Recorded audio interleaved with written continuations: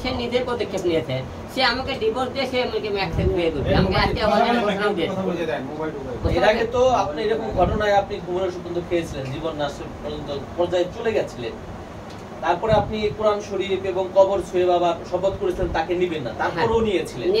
এখন আসলে সে পদক্ষেপটা কতটুকু কঠোর পদক্ষেপ কি হবে আপনার মুখ থেকে শুনতে চাই। আর একটা বিষয় কি জানেন, তার মেয়ে আছে একটা আলিফা নাম, সে মেয়ের মাথা ছুঁছে এবং মনে করেন ওযু টযু করে আমি মসজিদের থেকে কোরআন শরীফ নিয়ে আসছিলাম।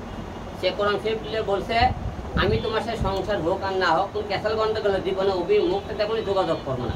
সে কিন্তু কোরআন শরীফের কথা বলেছিল, আপনি দেখবেন আপনারা। সে বলার পরও সে কিন্তু এই কাজটা আবার করলো, যে মেয়ে কোরআন থেকে দুইবার এর আগে করেছিল, সে যদি বারবার একই কাম করে তাহলে আপনারা বলেন তার সাথে সংসার করা যায় কিনা। আচ্ছা আলম ভাই, সেটা হচ্ছে যে আমরা দেখেছি এর আগে আপনাদের মধ্যে যে অমিল ছিল মিল হয়ে গেছে, তো এই যে আপনাদের সম্পর্কটা বরাবরই চর্চায় টানাপোড়েন থাকে, আবারও কি দেখা যাচ্ছে 1-2 মাস পরে আমরা কি আবারও এরকম দেখবো কিনা যে আবারও মিলে গেলেন হিরো আলম রিয়ামণি, আমরা কি আমাদেরকে আবার এরকম নিউজ করতে হবে কিনা? আমি তো মিলে গেছিলাম কি কারণে, সংসার একটা ভাঙতে চাই না, এই জন্য যে সংসার যে ঘুরে ফিরে ক্যাসাল হলে সে ওই ছেলের কাছে যাচ্ছে, ঘুরেই সেই ছেলের কাছে যাচ্ছে, যেহেতু মনে করেন সে সেই ছেলেকে ভুলতে পারতেছে না, যে সুযোগ পালি তার কাছে। আমার কাছে ক্যাসাল গন্ড হলে আর কোনো ছেলে তার কাছে কেন ঘুরে ফিরে যাইতেছে, তার মানে অবশ্যই তাকে সে ভালো লাগে, সেই ছেলেকেও তাকে ভালো লাগে। যে আমি চাই না সেই লাইলি মজনু প্রেম কাহিনী তাদের ছুটে নিয়ে আসি, যেহেতু লাইলি আর মজনু একাকার হয়ে গেছে, বারবার চেষ্টা করে ফিরে যাইতেছে না। আমি তার বাবাকে ফোন দিয়েছিলাম, তার মাকে ফোন দিয়েছিলাম, তার বোনকে ফোন দিয়েছিলাম, তারা সবাই বলতে সে কাজটা ঠিক করেনি।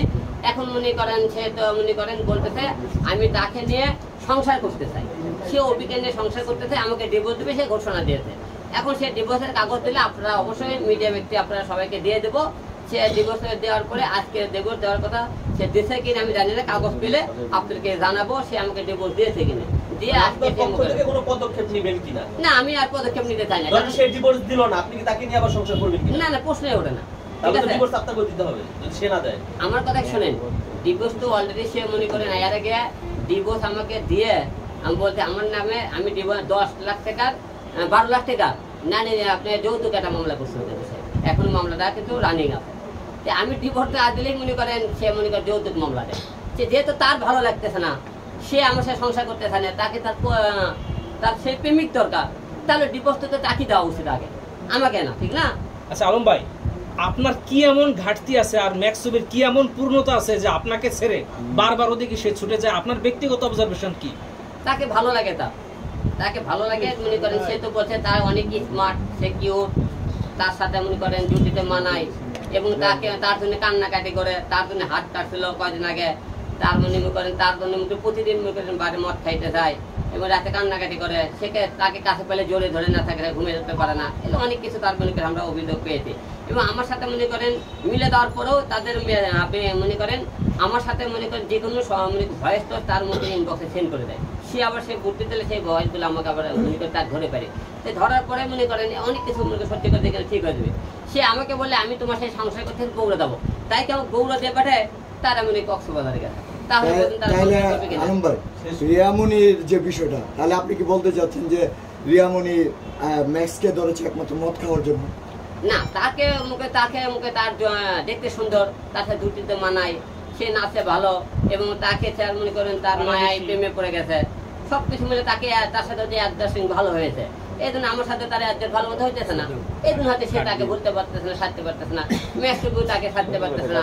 এখন সবকিছু ক্লিয়ার মনে করে আপনারা বুঝতে পারছেন। এখন কথা কি ম্যাক্সটুকু আমি দৌড় দেবো না, রিয়ামণির এই দোষ দেখি আমি দেখি ঘুরে পরে মনে করে রিয়ামণি ম্যাক্সের কাছে চলে যায়, ঘুরে পরে সে ম্যাক্সের কাছে চলে যায়। আপনারাও তো প্রেম করেই বিয়েটা করেছিলেন, তাহলে আপনার প্রেম এত দুর্বল কেন যে আপনার প্রেম ভেঙে আরেকজনের কাছে চলে যায়? আপনি কি প্রপার ভালোবাসতে পারেন নাই তাকে নাকি?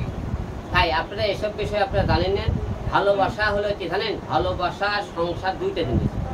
সে যদি কাউকে ভালোবাসে, যত আঘাত ক্যাসাল গন্ডগোল সে সংসার নষ্ট করবি না।